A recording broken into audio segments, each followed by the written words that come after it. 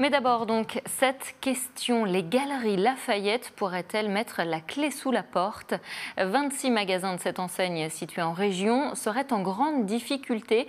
Ce sont ceux rachetés par l'homme d'affaires Michel Ohaillon.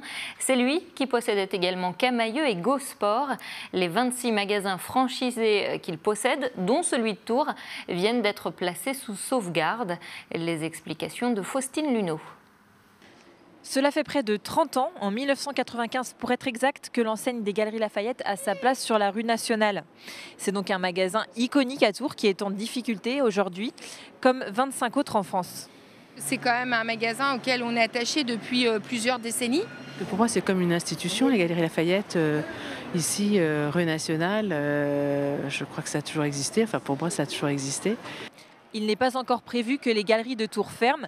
Pour l'instant, une procédure de sauvegarde demandée par la société financière à la tête des magasins, dont celui de Tours depuis 2021, a été validée par le tribunal de commerce de Bordeaux.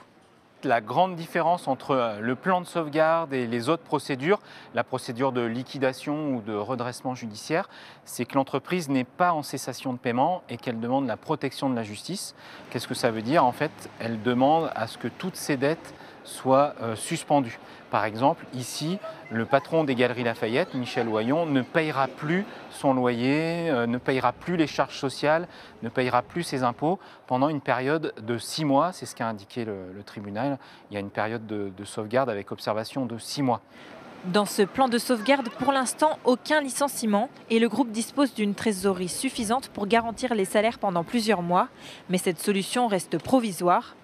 À Tours, les galeries emploient environ 150 personnes et c'est le groupe Duto qui en possède les murs.